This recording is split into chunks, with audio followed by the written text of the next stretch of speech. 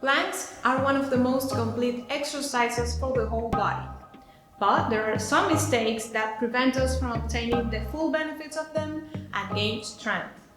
Furthermore, they could be the cause of injury. That's why I wanted to give you short but efficient guidelines so you don't make those mistakes anymore.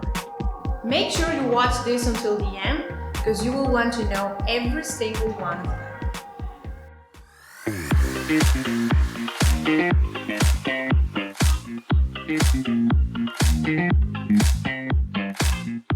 First, you will want to prepare your arms and back for the exercise. So stand near to a wall, place your elbows at the height of your shoulders and make sure that your elbows don't open out. So hug them in using your shoulder rotators and your muscles from the chest too.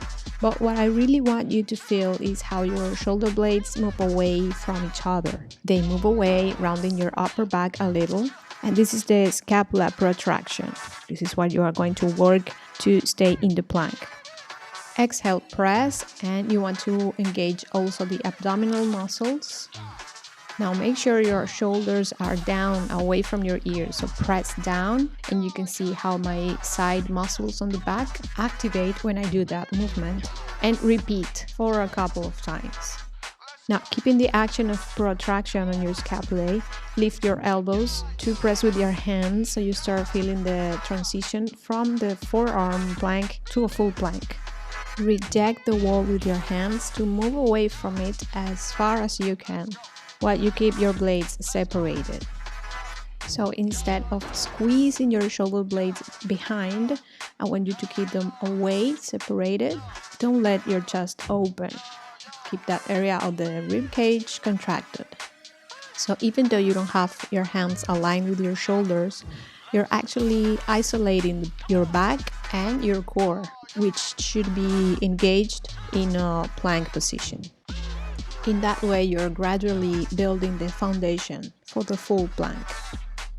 And now when you already feel that activation, you're going to change and move away a little way from the wall to place your hands at the height of your shoulders.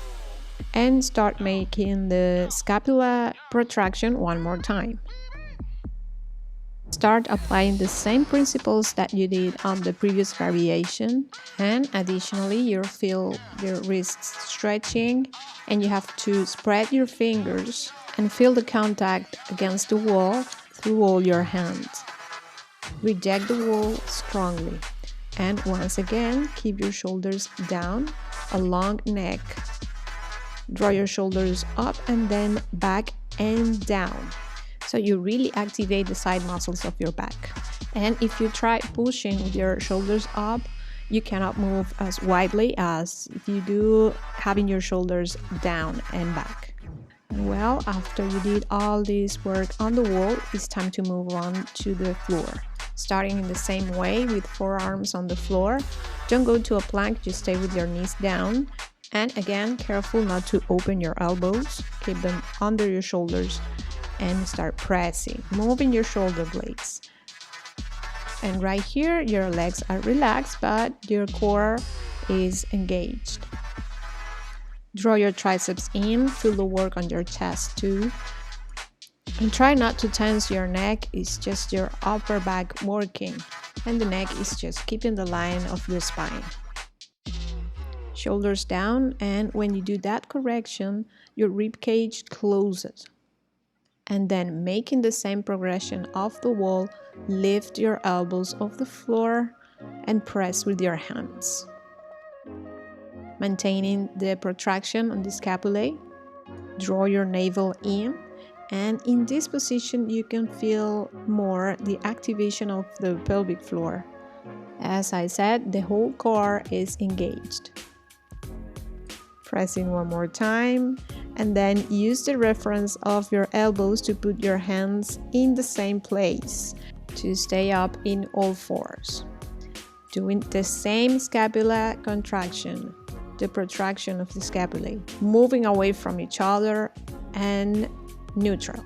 The idea is not to squeeze them behind, it's just to go into a neutral position but not dropping your chest towards the floor with the gravity, and then intentionally moving away. And here you can see in detail how your back opens, giving you a wider base for your plank. And again, shoulders away, look how the side muscles of the back activate. And there you can see a better range of motion. So far you can see there are a lot of muscles working to stay in a plank just in your upper body. And at this point you're ready to incorporate all these activations in a half plank. Staying with your knees on the floor, move your hands a little further, bring your hips down, starting from top to bottom, lengthening your neck. Let's see it again. Shoulders away. And then the scapular protraction. Closing your chest, ribs in, and activating your core, abdomen.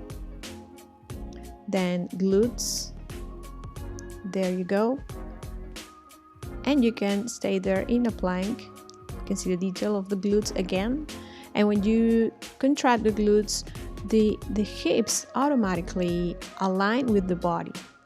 And there you have a perfectly aligned half plank. Don't hold it for too long. Rest before you start losing all the connections. And now let's try the same corrections in a full plank. In here we're going to incorporate a couple more corrections. So go to a full plank, and the first thing that you want to notice is that your head is not hanging. Lift your head, align it with your spine, lengthen your neck one more time, shoulders away from your ears. And again, scapular protraction, closing your ribs, activating your core, abdomen in. Now your glutes, there you go. And again, you can see when you do that action, the hips automatically go down and align with the rest of the body. So don't forget to squeeze that booty. And then another thing to do is to contract your quadriceps and push your heels down. Don't try to go onto the tip of your toes. Flex your feet so your heels are pushing down.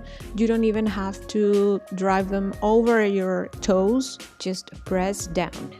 In that way, the whole leg is active and the body is correctly aligned. And there you go, you have all the adjustments to hold a perfectly aligned plank from head to toes. And don't hold it for too long. It's better to do a perfect plank for less time than to keep it for a long period but poorly done. I hope this guide has really helped you. I know it was. Let me know in the comment section down here. And now you will surely want to try some of my workouts to put into practice all these tips. You can see some of them here, but don't forget to subscribe to my channel. I have new videos every week, and hit that bell to stay tuned. Thanks for letting me be your fitness coach, and I hope to see you soon.